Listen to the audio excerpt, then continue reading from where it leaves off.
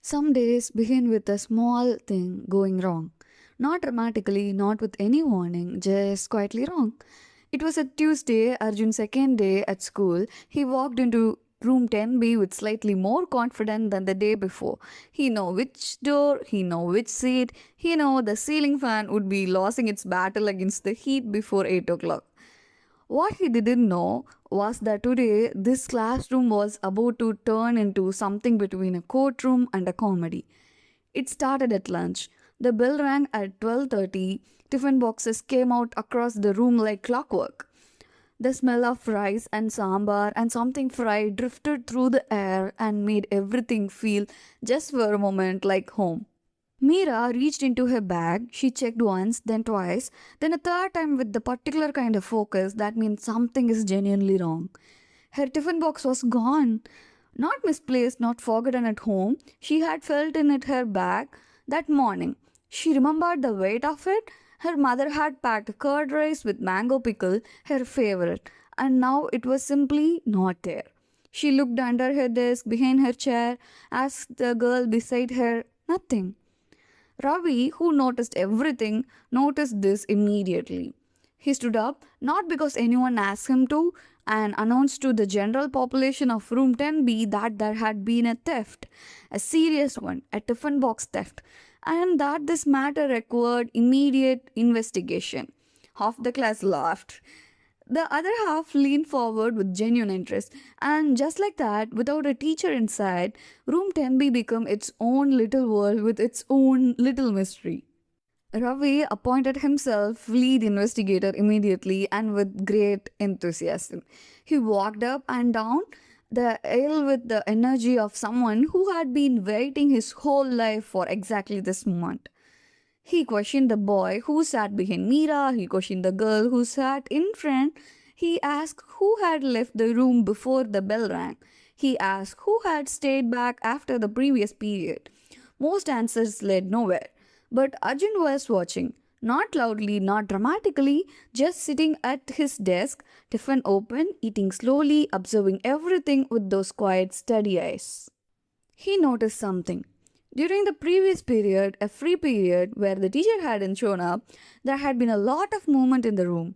Students walking around, borrowing pens, sharing notes. At one point, three or four people had gathered near the back of the class around someone's phone.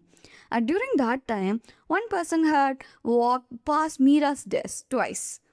Not suspiciously, casually.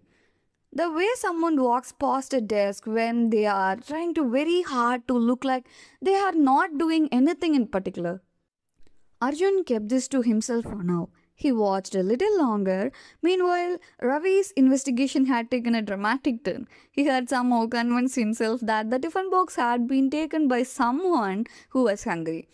Not maliciously, just desperately. And this theory, delivered with great passion in the middle of the classroom, made several people feel unexpectedly emotional about a missing lunch. Mira sat quietly through all of it. Not angry, not crying, just waiting. There was a thing about Mira, she never made more noise than the situation needed. Arjun admired that. He closed his tiffin box, stood up quietly, walked to the back of the class where a boy named Suresh was sitting very still and eating very carefully from a box that was not his own. Same box, light blue, small flower sticker on the corner. Arjun had noticed that sticker on Mira's bag that morning. He didn't shout, didn't accuse, he simply stood beside Suresh and waited. Suresh looked up, and in that look, everything was said. His own tiffin had been forgotten at home. He hadn't eaten since the previous night. He had seen the box, and hunger, when it is real, makes decision that the heart later regrets. Arjun went back to his seat, said something quietly to Ravi. Ravi, to his enormous credit, stopped his dramatic investigation immediately, walked to the back, sat beside Suresh, and without making a single thing of it, opened his own tiffin and shared. Just like that. No announcement, no applause. The box was returned to Mira. She opened it, looked inside, looked at Arjun. He just shrugged. She smiled. Not a big smile, just a small, real one.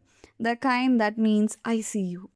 The afternoon passed softly after that. At 4 o'clock, the three of them walked out together, naturally without deciding to. Ravi was already retelling the whole story with at least four new dramatic details that had not actually happened. Meera was shaking her head. Arjun was walking quietly beside them both.